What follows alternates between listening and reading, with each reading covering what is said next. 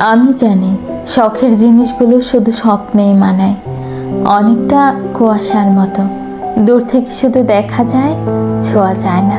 চেষ্টা করলেও, শত চেষ্টা করলেও যায় না। তুমি আমার কাছে ঠিক তেমনই। আবেগের ঢেউয়ে যখন অনুভূতিগুলো তোমাকে পাবার আশায় ডানা মেলে, তখন যেন আকাশের ওই নীলিমায় মিশে যায় তুমি। উচ্ছ্বাসের হাওয়ায় আবার যখন না পাওয়ার অনুভূতিগুলো জেগে ওঠে মনের মাঝে, তখন মনে হয় দক্ষিণের জমাট বাঁধা মেঘগুলি বুকে এসে আঘাত করে, বৃষ্টিও হয় বুকের ভেতর। তুমি আমাকে অনবরত অবহেলা করো, তা যেন আমি তোমার অবহেলাতে তোমাকে খুঁজি।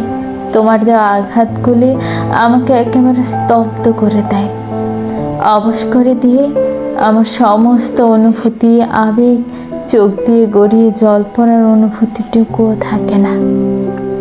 তোমাকে না পেলেও আমার কোনো আফসোস নেই জানো, কারণ তুমি আমার কখনোই ছিলে না। তবু মনকে বুঝিয়ে রাখতে পারি না, জানোই তো মনকে বেঁধে রাখা যায় না। একজন স্ত্রীর চাহিদা তখনই বেড়ে যায় যখন স্বামীর সাথে তার দূরত্ব বেড়ে যায়। তখন সে গহনা, শাড়ি, দামি জিনিস এসবের প্রতি ভালো লাগা খুঁজে পায়। স্ত্রী হলো মাটির মতো আর ভালোবাসা হলো জল। আপনি দুটোকে একসাথে মিশিয়ে ইচ্ছে মতো আকৃতি দিতে পারবেন। আপনার স্ত্রী কখনোই আপনার কাছে লক্ষ টাকা দামের জিনিস চাইবে না। যদি আপনি মাঝে মধ্যে স্ত্রীকে নিয়ে রাস্তার পাশে 30 টাকা দামের ফুচকা খান, আপনার স্ত্রী কখনোই আপনাকে বলবে না আমাকে দামি গাড়ি কিনে দাও। যদি আপনি মাঝে মধ্যে স্ত্রীকে নিয়ে হুটখোলা রিকশায় এই শহরটা ঘুরে বেড়ান, পুরো সংসারের কাজ করার পরও আপনার স্ত্রী বলবে না আমার কষ্ট হচ্ছে। যদি আপনি আপনার স্ত্রীকে ভালোবেসে কপালে একটা চুমু খান, তার কাছে একটু হাত বাড়ান এবং বলেন সারাদিন তো অনেক করেছ, আর কত। ভালোবাসা তো শুধু দামি জিনিসের মধ্যেই লুকিয়ে থাকে না, মাঝে মধ্যে ভালোবাসা 15 টাকা দামের গোলাপ আর রাস্তার পাশে বিক্রি হওয়া 30 টাকা দামের কাঁচের চুড়ির মধ্যেও লুকিয়ে থাকে। কেয়ার থাকলে সংসার যুদ্ধক্ষেত্র নয়, সংসার হয়ে ওঠে জান্নাত।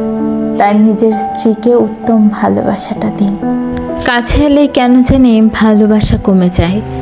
প্রতিটি স্পর্শে জেগে ওঠে হাজারো অভিযোগ, প্রতিটি কথায় ভেসে ওঠে অপেক্ষার ছায়া। যাকে সবচেয়ে আপন ভাবা হয় সেই ধীরে ধীরে দূরে ঠেলে দেয়। যার চোখে একদিন ডুবে যেতে চেয়েছিলাম, সেই চোখে হঠাৎ বিরক্তির রেখা পড়ে।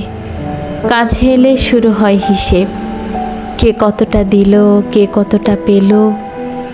ভালোবাসার জায়গা দখল করে নেয় দাবি দেওয়া, শুরু হয় পরিমাপ এবং বেড়ে যায় ব্যস্ততা। ভালোবাসার প্রতি হয়ে পড়ে অমনোযোগী। কেন যে এমন হয়? তবে ভালোবাসা কি কাছাকাছি আসলেই নিঃশেষ হয়ে যায়? তবে কি দূরত্বই ভালোবাসার নিরাপদ আশ্রয়স্থল?